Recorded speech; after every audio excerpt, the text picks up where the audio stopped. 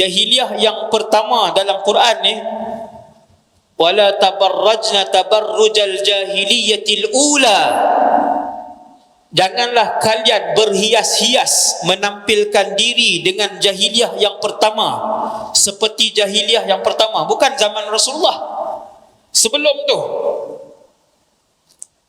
Jahiliyah yang ula iaitulah antaranya ialah penampilan wanita mereka kepala tutup. Ni jahiliyah yang pertama, wanita mereka kepala tutup tetapi ditayangkan di bahagian depan. Kalau yang macam tu Allah Ta'ala panggil jahiliyah ula. Kalau hak macam hari ni, nak panggil apa ni? Hak macam hari ni punya orang perempuan, sebahagian wanita, sebahagian besar. Kalau zaman hak hari tu, dedah depan ni nampak tengkok apa semua ni, yang tu jahiliyah ula. Allah Ta'ala sebut jangan buat macam tu. Ni kalau Nabi tengok yang hari ni, hasbunallah wa ni'mal wakil. Dengan sebab itu Rasulullah sallallahu alaihi wasallam sebut satu hadis, Nabi sebut apa, hak sinfan. No, ini saya sebut pada tuan-tuan pada malam ni. Allah Ta'ala ilham sekarang, saya baca sekarang kan. Nabi kata, sinfani min ahli nar lam arahuma. Hadis ni, tuan-tuan ni semua ni geng mengaji, saya tahulah kan. Kalau tak mengaji, dia tak main lah. Geng yang selalu mengaji ni, tu yang main malam ni. Nabi kata ada dua kumpulan ahli neraka, aku tak pernah tengok dua ni. Sepanjang hidup Rasulullah tak pernah tengok dua ni, dua kumpulan ni. Yang pertama, pemerintah yang menggunakan cemeti untuk menyiksa. Yang tu ahli neraka. Di dunia mereka duk guna cemeti untuk tibai orang. Tali tu, hak sakit tu, hak bidah keluar kulit tu kan, bila tarik tu ribah, tarik keluar kulit tu. Lam arahuma, Nabi kata aku tak pernah tengok ni semua hidup, tapi dia ni ahli neraka, kelompok ini ahli neraka. Dan kumpulan yang kedua, yang ni masyhur, semua tuan-tuan pernah dengar, tapi saya ulang malam ni untuk semua orang Islam malam ni dengar, yang dalam masjid ni khususnya dan di luar kan.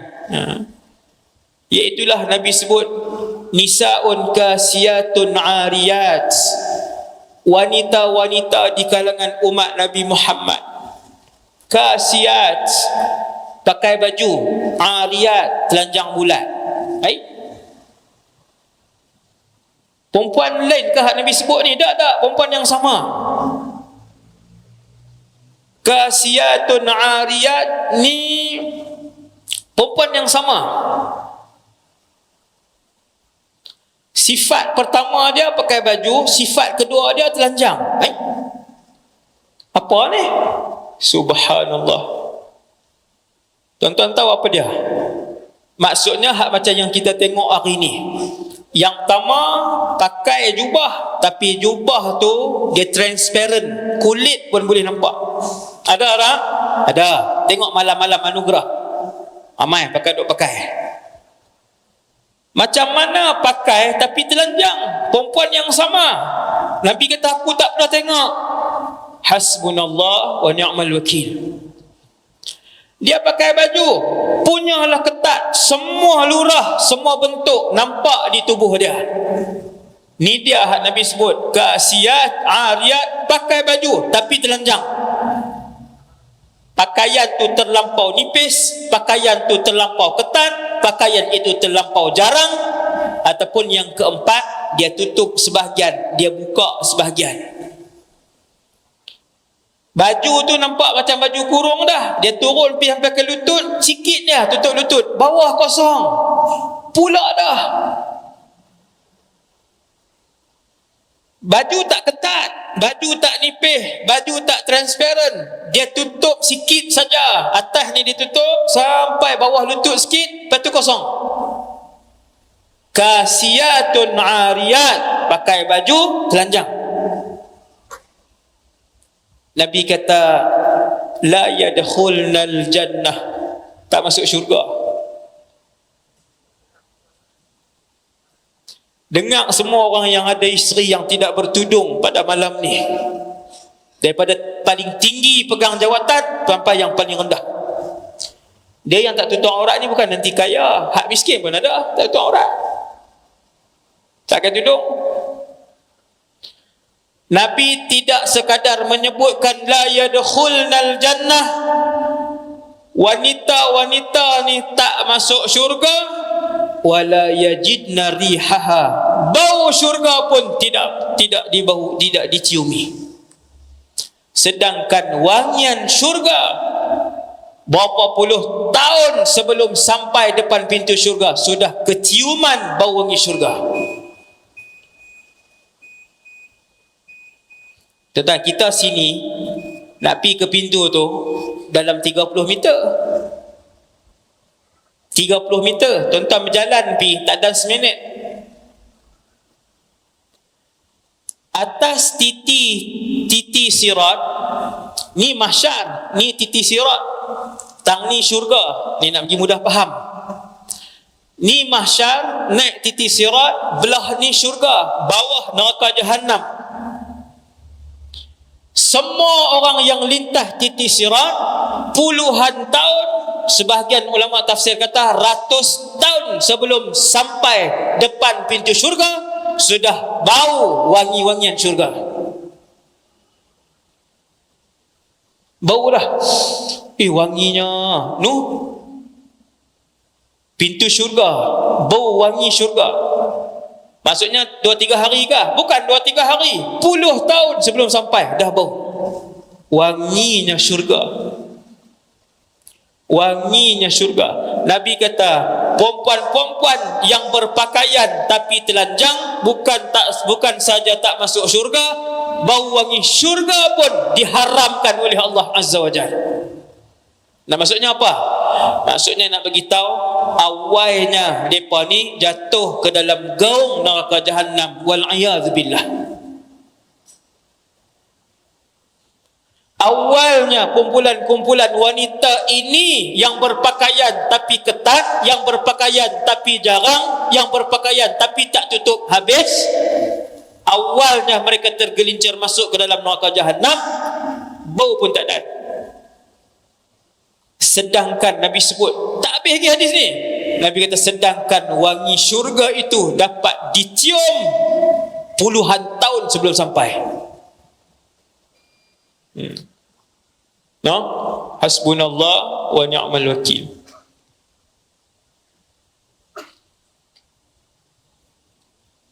Mesti ajang anak perempuan dan anak lelaki tutup aurat.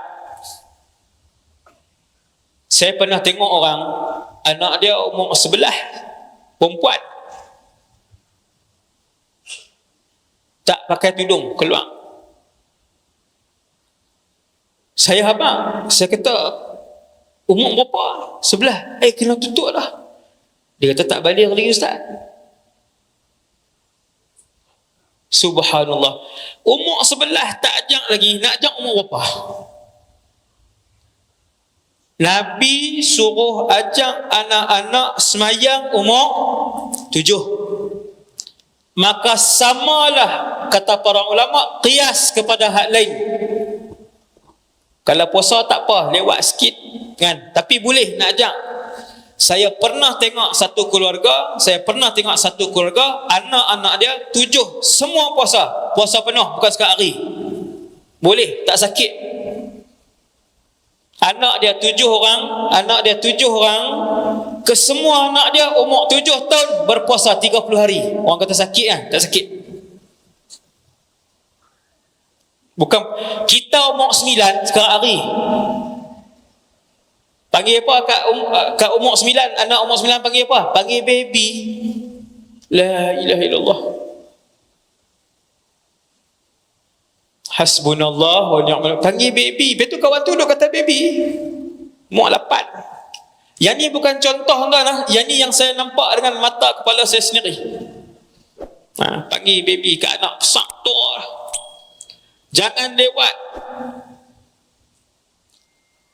anak yang diajar untuk menutup aurat, laki-laki ataupun perempuan. Kalau anak laki-laki, jangan ajak pakai keseluar ketat, jangan ajak pakai seluar pendek, ajak pakai seluar longgang lah, siap-siap, dan ajak seluar panjang bermula daripada umur 7. Ni lepas dah saya punya tanggungjawab kan.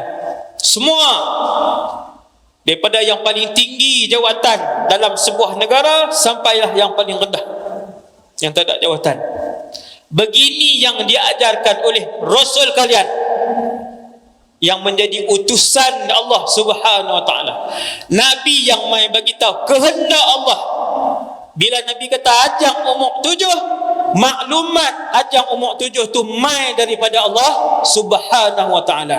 Apa bukti dia? Wa ma yantiqu 'anil hawa. Muhammad tidak pernah bertutur daripada hawa nafsunya. In huwa illa wahyun yuha. Setiap perkataan yang keluar dari mulut Muhammad adalah wahyu. Yang bagi tahu umur 7 tu siapa? Allah Jalla Jalaluh. Ikutlah tuan-tuan, ikut. Sebab tu saya tengok dalam hidup saya sendiri, mereka yang ajak anak untuk semayang umur 7, walaupun pak tu meninggal awal, anak baru umur 12, anak tu bila azan dia akan pergi masjid untuk semayang. Ayah dah meninggal dah. Sebab ayah heret tangan anak mai ke masjid daripada umur 7 tahun. Sama aurat. Banyak orang Malaysia umur 9, anak perempuan tak tutup aurat lagi, tak ajak lagi. Dia kata muda lagi ustaz, kecil lagi. Dia nak tunggu jadi buluh, dia nak tunggu jadi besar, lambat. Dia mesti daripada rebung. Sebelum dia kerah, sebelum dia jadi acuan. Aurat mesti daripada muda, mesti daripada umur 7 juga. Anak-anak beli tudung hak kecil, bubuh kat dia. Daripada umur 7, tuan-tuan letak tudung dekat dia. Umur 8 kalau tak ada tudung, dia sendiri tak mau keluar. Yang ni yang saya tengok. Saya tak buat contoh. Yang ni bukan contoh. Yang ni yang saya tengok dengan mata saya. Satu orang budak umur 7, satu orang budak perempuan umur 8, mak dia basuh tudung, hari tu nak keluar, pergi ke mana, kenuri ke mana, tudung tak kering, dia tak mau keluar. Budak tadi, tudung tak ada. Dia tak faham pun tudung tu apa. Tapi mak ayah ajak awal. Ini mak ayah yang bijak. Ajak awal. Satu hari dia faham ini tuntutan dan arahan Allah, pemilik alam ini. Hasbunallah wa ni'mal wakil. Semoga Allah Ta'ala bagi hidayah kepada kita semua.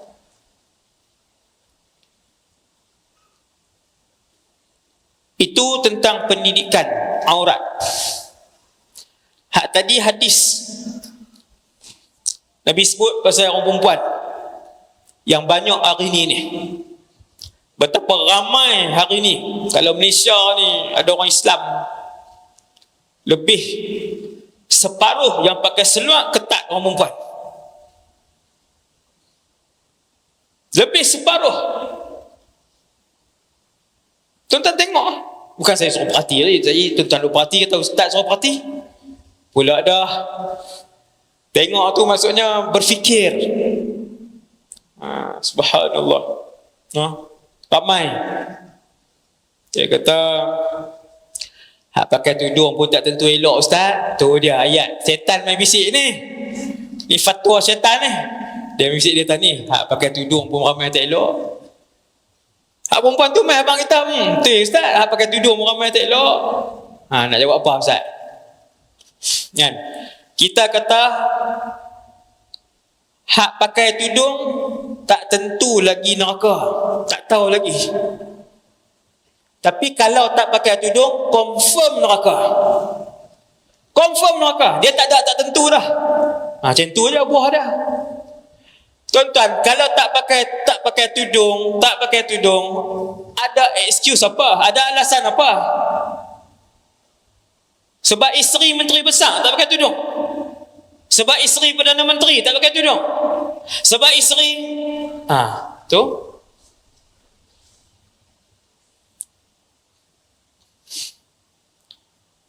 memang hak pakai tudung pun tak semua tentu baik, betul. Tapi kalau mati dua orang ni, satu hak pakai tudung, satu hak tak pakai, kita tak tahu apa amalan mereka di belakang. Hak tak pakai ni confirm diseksa oleh Allah Azza wa Jalla, confirm. Sebab memang jelas dia buat maksiat, memang jelas dia melakukan maksiat dan kemungkaran. Tak boleh timbang-timbang apa dah. Subhanallah wa ni'mal wakil. Itu orang lelaki, orang perempuan. Orang lelaki ada satu hadis, juga hadis yang berat, juga berkaitan dengan aurat, iaitulah apabila betapa ramainya pada hari ini suami-suami dan ayah-ayah yang reda dengan anak-anak yang tak tutup aurat, dan anak-anak yang duk tayang gambar-gambar yang tak tutup aurat dalam media-media sosial. Dia tak tahu ke ustaz? Dia tahu, si suami tahu isteri duk upload gambar tak tutup aurat. Si ayah tahu anak-anak perempuan dia, dua orang duk upload gambar-gambar tak tutup aurat. Ibu orang tengok. Hati-hati, takut-takut mereka ini tergolong dalam kumpulan yang tidak akan dipandang oleh Allah, iaitulah kumpulan dayus. Tadi orang perempuan kan, ini orang lelaki pula. Ramai tak? Ramai. Ambil perhatian suami-suami dan ayah-ayah. Dosa kita pun nak kena tanggung dah. Anak-anak tak tutup aurat, tak pakai tudung, pakai seluar ketat, pakai baju ketat, pakai seluar singkat, pakai baju singkat, dia keluar 100 orang tengok, pak duduk di rumah, pak duduk dalam masjid, duduk dengar ceramah, tanggung juga. Masuk dapat, saham tu dapat. Sebab dia ayah, sebab dia suami. Berapa ramai hari ini isteri-isteri upload gambar mendedahkan aurat, menggairahkan. Walaupun dia gambar, ada khilaf di kalangan ulama, tetapi gambar-gambar tu menggairahkan, menimbulkan syahwat, membangkitkan syahwat, menimbulkan fitnah, maka dia haram. Tuan-tuan tak kesian kita lalu di highway, di highway tengok di billboard kanan kiri, laki pakai seluar ketat, perempuan tak tutup aurat. Gambar dia dilihat oleh puluhan ribu orang. Hasbunallah wa ni'mal wakil. Kalau iklan tu iklan deodoran, hak perempuan tu angkat ketiak, punya tak malu. Dia suami orang, dia mak orang, hak angkat ketiak tu tunjuk kat orang. Ratus ribu orang tengok ketiak dia, tengok aurat dia. Dah saya kata tengok ketiak, tudung pakai ke? Memang tak pakai lah, nak nampak ketiak macam mana? Kalau pakai tudung labuh, nak kena selak tudung labuh tu pula. Hasbunallah wa ni'mal wakil. Kalau pakai baju baru seksi, apa dia kata ayat tu? Ada kalau pakai baju apa? Kalau pakai jersey baru seksi. Tu dia ustaz perhati betul tu. Saya perhati tu sebab nak ceramah tajuk ni. Saya kesian. Orang lelaki ustaz, iklan tu iklan orang lelaki. Oh, orang lelaki tak ada aurat. Orang lelaki tak wajib tutup. Orang lelaki yang pakai ketat sampai nampak kemaluan depan, hukumnya haram.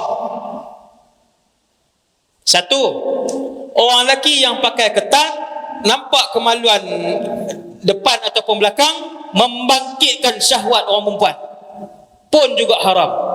Pakai dua heran, orang perempuan bangkit syahwat, tak pernah dengar ni. Oh, ingat orang perempuan tak ada syahwat. Ni ramai terlepas pandang, dia kata perempuan tak ada syahwat, tengok tak ada rasa apa. Seperti mana orang lelaki bernafsu melihat orang perempuan Begitu juga orang perempuan bernafsu bila melihat orang lelaki yang berpakaian seksi.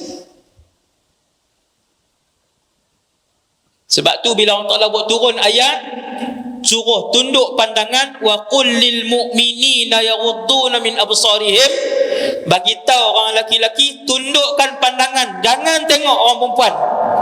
Ayat lepas tu, wa qul lil mu'minat, bagi tahu wahai Muhammad sallallahu alaihi wasallam kepada orang perempuan, tundukkan pandangan. Macam malam ni baru dengar, oh, orang perempuan pun naik nafsu juga. Ya. Sebab itu aurat orang laki-laki luang di depan orang perempuan luang, bukan luang rumah, ajnabi dia panggil.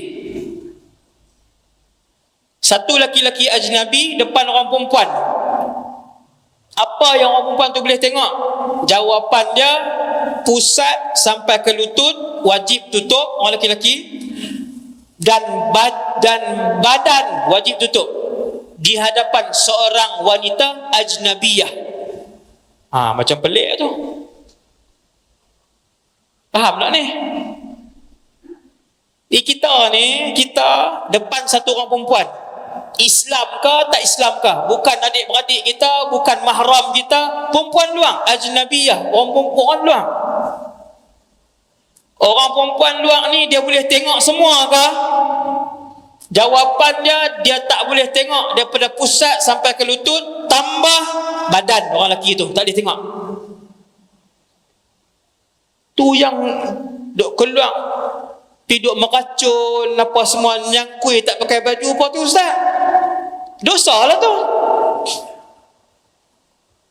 Apabila wanita luar tengok, bukan luar rumah tuan-tuan, ajnabiyah,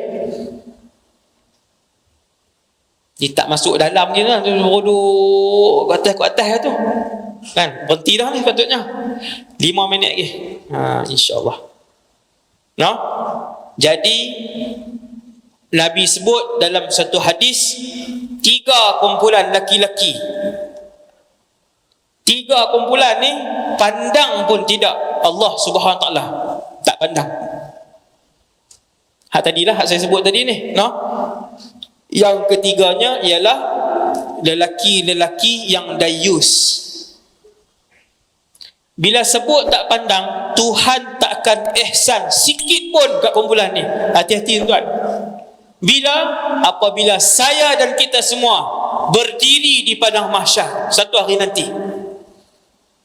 Hari ini kita ada jawatan, kita boleh bagi alasan. Hari ini kita orang kaya, macam-macam alasan kita bagi bila bercakap dengan orang. Hari ini kita orang masyhur, macam-macam kita bagi alasan. Satu hari saya dan kita semua berdiri di mahsyar di hadapan Allah Azza wa Jal. Waktu tu Nabi kata, ingat ada 3 kumpulan, Allah pandang pun tidak. Tuan-tuan, ulama kata cukup berat. Sebab Allah ini sifat dia Maha Pengasih dan Maha Pengampun. Bila Nabi kata Allah pandang pun tidak, kata para ulama, maksudnya Allah takkan merahmati dia sedikit pun.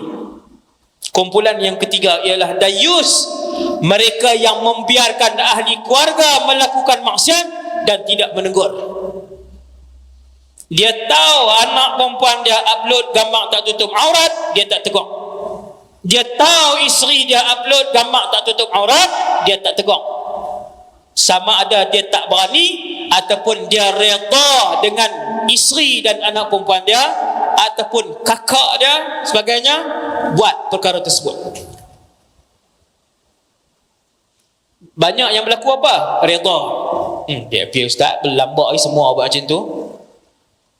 Isteri kamu pakai t-shirt tudung elok, baju semua apa semua elok ni, pakai t-shirt takat ni ya. Dia kata berlambak ke orang lain, teruk pada tu lagi. Pula dah berlambak ke orang lain pula dah. Hak orang lain tu bini hang ke? Tu kalau kena ayat ni kan, kena belajarlah buah-buah tu. Hasbunallah wa ni'mal wakil. Hati-hati ayah-ayah dan suami-suami yang redha dengan tayangan gambar anak-anak isteri kita. Mulai malam ni saya habaq lah kan, tak ada dah tajuk ni kan. Subhanallah.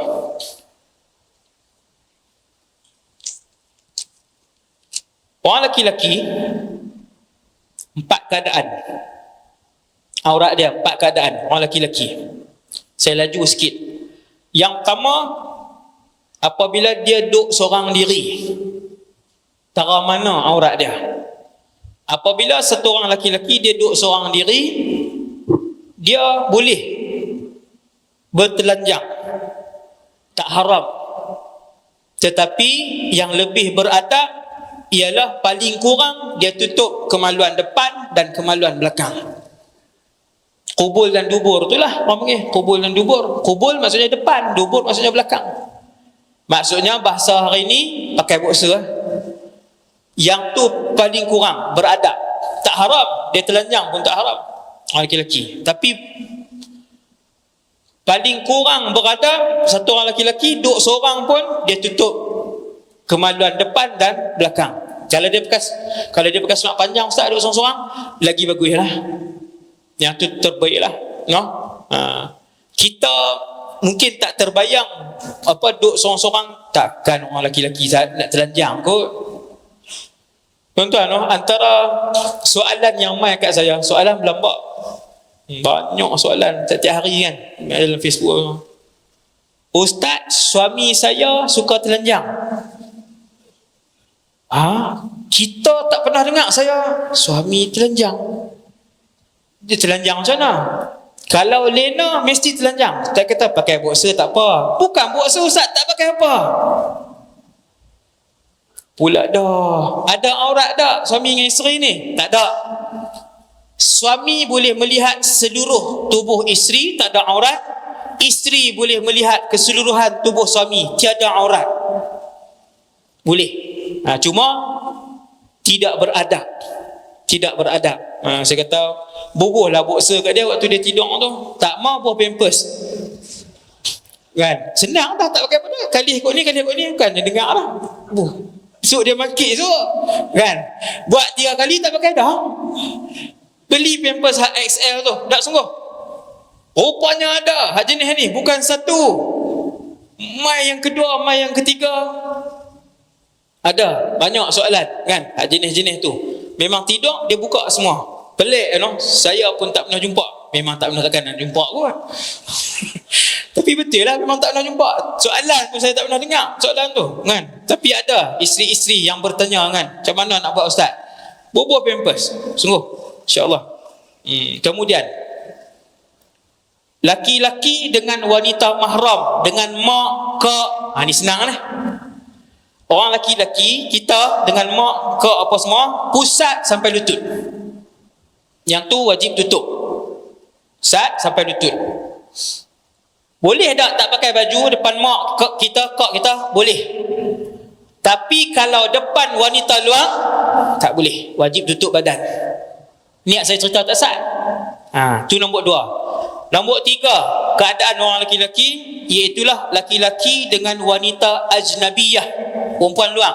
Ni nombor 3 ni, iaitu pusat sampai lutut dan badan wajib ditutup. Kemudian keadaan keempat, iaitulah dengan isteri, tiada aurat. Orang perempuan pula, keadaan aurat orang perempuan. Yang pertama, orang perempuan dengan suami, wanita dengan suami, tiada aurat. Orang perempuan ada 5 keadaan dia. Yang kedua, wanita satu orang perempuan dengan orang perempuan Islam yang lain.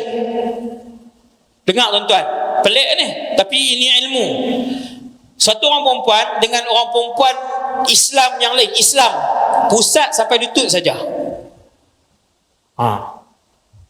Tudung hak ni tak payah tutup kan, yang tu bukan aurat. Kemudian orang perempuan dengan orang perempuan yang bukan Islam, yang ni ramai tak tahu. Satu orang wanita Islam dengan wanita bukan Islam, jawapan dia seluruh tubuh kecuali muka dan tapak tangan. Satu orang perempuan Islam depan kawan dia bukan Islam, perempuan, boleh tak buka tudung? Tak boleh. Kepala aurat. Ramai dia ingat kepala, bukan, dah sama-sama perempuan, aurat. wajib tutup. Buka juga ustaz, haram. Hasbunallah wa ni'mal wakil. Itu yang ketiga. Yang keempat, orang perempuan dengan lelaki mahram, dengan ayah, dengan abang, adik laki-laki, pusat sampai lutut. Macam pelik tu. Tapi jangan buat lah. Walaupun dengan mahram kita. Zaman hari ni tak boleh pakai dah. Zaman hari ni kena tutup kan. Macam-macam zaman hari ni. Tetapi hukum asal begitu. Satu orang perempuan dengan mahram dia, ayah dia, abang dia, pusat sampai lutut. Dan yang terakhir, satu orang perempuan dengan lelaki luar. Islam ke tak Islam ke lelaki luar, seluruh tubuh dia kecuali muka dan tapak tangan. No? Jadi saya rasa yang tu saja untuk malam ni, ceramah kita. Semoga apa yang saya sampaikan ni mendapat iktibar daripada kisah yang berlaku waktu turun ayat hijab, no? Ayat hijab turun kepada umat Islam zaman Rasulullah SAW. Hijab ni maksudnya tudung yang tutup semua dengan muka. Begitulah pakaian, kalau tuan-tuan tanya, pakaian zaman sahabat dan isteri-isteri Rasulullah sallallahu alaihi wasallam, pakaian mereka ialah yang berwarna hitam. Pakaian muslimah pada zaman Rasulullah semuanya berwarna hitam, tutup sampai ke bawah. Kepala, muka semua tutup, hanya nampak ni je selepas turun ayat hijab. Hanya kawasan mata saja yang dijarangkan untuk melihat. Bukti dia para sahabat sebut, apabila muslimat datang solat di Masjid An-Nabawi, kami tidak kenal isteri siapa wanita ini, isteri siapa wanita ini. Zaman tu menutup aurat pada zaman itu, waraknya mereka, jaganya mereka, itu isteri-isteri Nabi dan juga para isteri-isteri para sahabat. Maka pakat ni lah, pakat renung lah daripada keadaan itu, supaya kita semua juga diridai oleh Allah Subhanahu wa taala seperti mana mereka diridai oleh Allah Subhanahu wa taala. Yang baik daripada Allah, yang kasar dan salah tu daripada diri saya sendiri, kerana Allah Subhanahu wa taala. Insya-Allah saya membuat teguran, saya menyampaikan pesanan supaya nanti Allah Subhanahu wa taala apabila menyualkan saya yang tahu tentang ayat-ayat ini, yang tahu tentang hadis-hadis ini, saya akan menjawab di hadapan Allah, laqad ballaghtu, aku telah sampaikan kepada mereka wahai Allah. Aqulu qali hadza astaghfirullahal azim li wa lakum. Assalamualaikum warahmatullahi wabarakatuh.